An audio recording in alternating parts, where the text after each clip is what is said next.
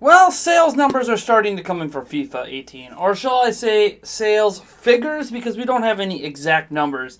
But UK sales charts for FIFA 18 have arrived, and Nintendo Switch debuted at number 7. So when you break it up into individual platforms, individual games, the Nintendo Switch version of FIFA landed at number 7 on their top 10 charts for last week. Now that might sound impressive, but there's a caveat to that.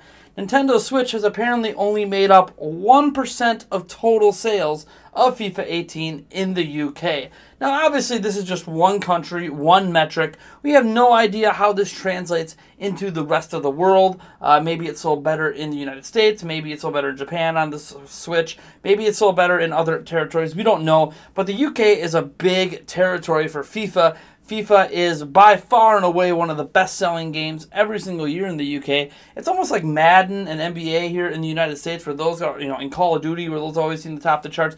FIFA seems to top the charts in the UK and several other European countries because of the vast popularity of the sport of soccer, or as they call it, football, over in their area. So, in perspective, the Switch version is selling decently enough to be a top 10 title, but not decently enough in that it makes up a small percentage. Chances are that EA themselves is pretty pleased with the debut of it. What's interesting, though, however, is that it actually sold less units than the Xbox 360 version of the game. As you can see in the charts, the Xbox 360 version is higher up, meaning it sold more units. So they may relatively be happy with the sales of it, but they also might not be, because they are slowly thinking about dropping support for like the Xbox 360 version moving forward. And if the Switch version is selling less than that, does that really spell good news for the Switch? But obviously we'll have to wait for the full sales scope before we can make any jump to conclusions on how well the version is performing for EA and for Nintendo. But it doesn't look good. That is for sure. Now, obviously, we're still waiting to see how NBA 2K18 performs on Switch as well. Because NBA 2K18 only released digitally right now, we don't have any physical sales yet. Physical sales should be happening in the next few weeks, really about 10 days before Mario Odyssey comes out. So we'll see how NBA 2K18 performs physically. Digital sales, we usually never get digital sales data. We know it did okay at least launch week because it was like a #1 on the eShop for that week, but we have no idea how well NBA 2K18 has performed. But we have a metric here for physical sales of FIFA 18 that looks good and bad at the same time. I don't know. You guys let me know what you think about the sales data and what it means to you and what you think it means for FIFA and potentially EA's support of the Nintendo Switch moving forward. Personally, I think FIFA 18 is spelling trouble for the future of EA games on Nintendo. We saw a similar sales pattern with the Wii U version of FIFA. Now, obviously, it didn't even chart really in the UK way back in 2012. But the point I am making here is that despite the fact it's charting below the Xbox 360 version, which doesn't sell a lot of copies in that of itself. So I'm not really sure, that they say it's 1% of what is a really, really, really large number. But let's say that large number is, we're talking about a single country. So let's try to be realistic. Let's say that large number is 2 million. 1% of that sounds all great and dandy, but it's still a pretty low amount of units overall.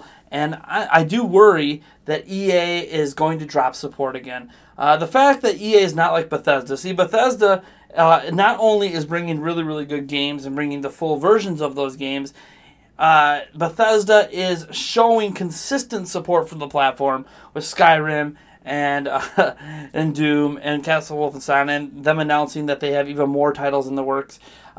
In showing that kind of support, it really means that owners of the Switch are going to feel confident in buying those games. One, because while there's obviously, they cut to 30 FPS and all this stuff, there's obviously things being sacrificed to have it on Switch.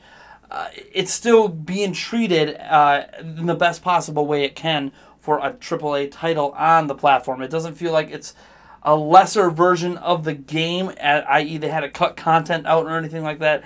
It's the full version, same engine, and whether or not the dip from 60 FPS to 30 matters to you is going to be up to the eye of the beholder. But it's just they are building good faith with Switch owners, right? Because we know about multiple titles coming, whereas EA is like, we're giving you FIFA and we're giving you FIFA and we're giving you FIFA and we're using an older engine and we're cutting features, but it's the best looking FIFA ever. Yeah, some people actually were driven away by that and decided to re-up their pre-orders for the PlayStation 4 version or an Xbox One version. Whereas before, some people have been like, hey, I'm going to get the Switch version, and they kind of drove some people away. And I'm of mind that FIFA 18 on Switch is going to flop. I think we got a flop here. I don't know how NBA 2K18 is going to perform yet. I'm presuming it's going to flop as well, since the physical version is coming out so much later than the rest of the consoles. But yeah, FIFA 18 is going to flop, and I worry specifically about the future of sports titles and obviously the future of EA's support, because EA dipped out of the Wii U as fast as they possibly could when sales were not there.